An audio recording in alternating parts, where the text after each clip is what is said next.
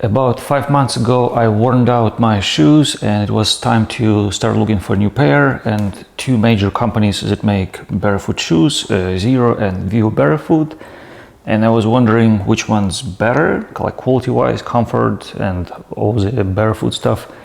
I got one of each because I didn't know which one's better, and I needed two pairs to distribute the load. So one is Xero HFS II, and the other one is Vivobarefoot Primus Lite III.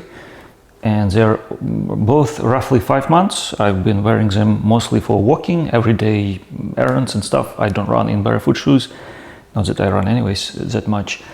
And just quick review, which one's better? So stick around. There are some nuances. In short, they're both great shoes, quality-wise, top-notch. But there are some nuances which one to choose if I were to do it again, and I would, let's say I had to buy only one pair, which one would I choose? So let's start first with Xero HFS II size. First, size-wise, you have to get half size up. It's like without any questions. My size is 10.5 Nike, normal foot shape, everything. And this is already size 11 US, and they already sticking out at the toes, so you can see a little crisp. Not much, but even size 11 sticks out, so with thin socks. So if I were to do it again, I would probably get even 11.5, even though I wear 10.5 US. So I linked in the description, there is a nice website where it says a sizing guide for each shoes, and it gives you the insole in centimeters, so you can get an idea. If I knew that before, I would have chosen probably 11.5 instead of 11.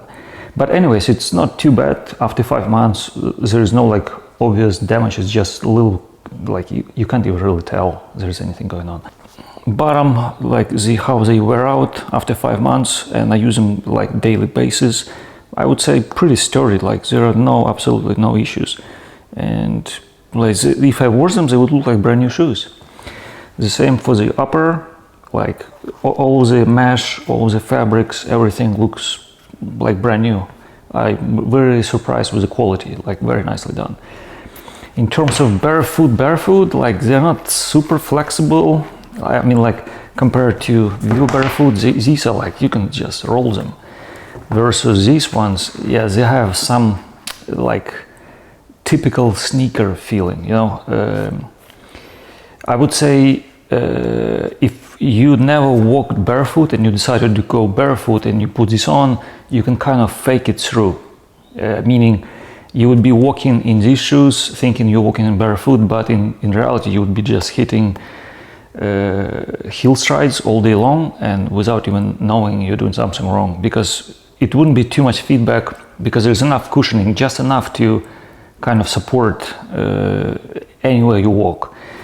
And so like this is more like a transition shoe, and if you really want to start doing barefoot, these are the ones to get. Like if you're doing something wrong in these shoes, you would know like an hour later. Your feet, your ankles, your knees, everything would hurt like hell if you do something wrong with these shoes. Versus these ones, you can walk all day long doing heel strides and you'll be just fine, because there's just enough cushioning. Laces on these shoes are very nice. I would say laces better than these laces. They don't come undone easily. Versus on Vivobarefoot, I had to actually wax them and then they start staying in place. Otherwise, they just got loose every time. Yeah, so wax with any kind of like skate wax or whatever you have, just rub on the shoe lace and they stay. And these come with nice insole. Insole is pretty interesting shape and pretty comfy. And technically I could take out the insole and compensate it half size, but I prefer to work with insole. It's much nicer feel, and overall, yeah, I like it with insole. When it's not too hot, I would say like 18 degrees or less Celsius, you can easily wear this without socks. They are very comfortable without socks. Anything above 18 Celsius, it's becoming too hot, your feet would sweat. The ventilation on these shoes are very nice. I never noticed any issues with like feet being moist, stinky and stuff like that. So it's pretty nice and could not get better, I think, ventilation wise. It's because of the fabric absorbs and plus the fabric then releases and all these holes. So it's well done, all of the combination. This shoe is really easy to put on. It just slips on like any sneaker, so it takes like 4 seconds to slip it on. Versus these ones, because it's rubberized material and it sticks to the sock, so you need to open it up properly, put your foot tightened, so it takes like, I don't know, 30 seconds. So if you're on a run, this is the one. It's like every time, this one is a default sneaker to put it on. When I go out, let's say run some errands, or in the morning when everybody's in a rush. So this is a shoe to put. This takes a little bit more time. Now for Vivobarefoot Primus Lite III. Quality-wise, top-notch. The same, about 5 months.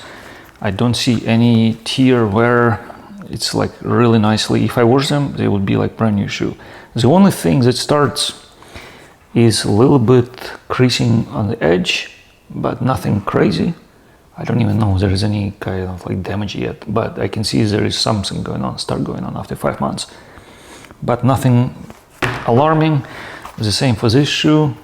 These are much more flexible, true barefoot shoes. There is a tiny insole that you can remove as well. It looks like it's made from garbage, some kind of recycle, I guess. You can take it out. It's very comfortable. I'm not complaining, just saying that it looks like it's something recyclable. It says on the insole, yeah, it's 100% recyclable materials. The shoe itself is made from some kind of rubberized material, so when you put it on, you feel like it's a little bit rubberized. Ventilation-wise, when it's really hot and you wear socks, it's fine. Like tiny, good quality socks that absorb and extract moisture. If you put no socks and it's warm outside, your feet's gonna smell and sweat. Even though there are a bunch of holes everywhere, if you look, but it's not enough. Because of the rubberized type of material, it just doesn't ventilate as well as this one. And this one absorbs mostly, I think, and then it actually takes out the moisture through the fabric, versus this one only takes out the moisture through the holes. Laces, not good. You have to wax them, otherwise they come undone like very easily. Size-wise, these are much better, like sizing, proper sizing. They come in EU sizes, so this is 44, and there is plenty of room for your toes, and the toe box itself is much wider than these ones. So these ones feel like a sneaker, just tiny bit wider than a sneaker, versus this one feels like a proper barefoot shoe. The toe spreads out really nicely. There is absolutely no issues there, like perfect size. This could have been maybe like 5 mil wider. That would be better. If you just starting out barefoot walking, I would get these ones. At least you would know the feedback right away after like few hours. If you're doing something wrong, like heel strides, non-stop, you would feel pain like in your legs, your knees, ankles, everywhere, because you are just hammering your system versus like properly landing. So this would be a good feedback. Versus these ones, if you're just starting out, you're just gonna be wearing them like normal sneaker. There's just enough cushioning to get you through whatever stride you throw at it. Both, I would say, top-notch, like manufacturing quality. There's no issues. If I had to choose one of these, it's hard, because I prefer this one for being quick on and off, and just overall running around. This is like better, I think. Versus this one is, if you go for a long walk and you want to, think properly of your strides, your posture and everything, this is better. But I alternate. I would wear like maybe 50-50, I would want to say. Putting them on, this one just slip on like normal sneaker, super quick. Done. I'm 10.5 US Nike, and you see I put little tiny socks and it's already creasing in this spot.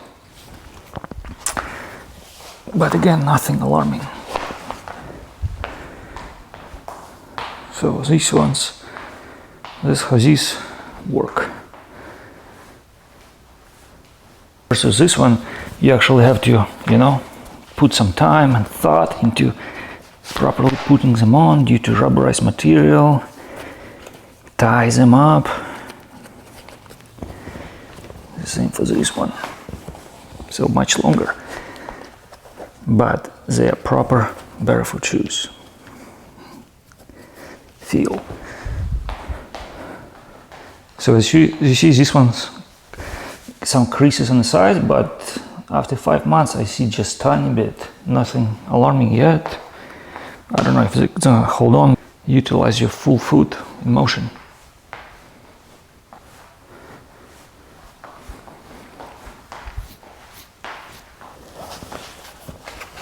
It's nice without socks.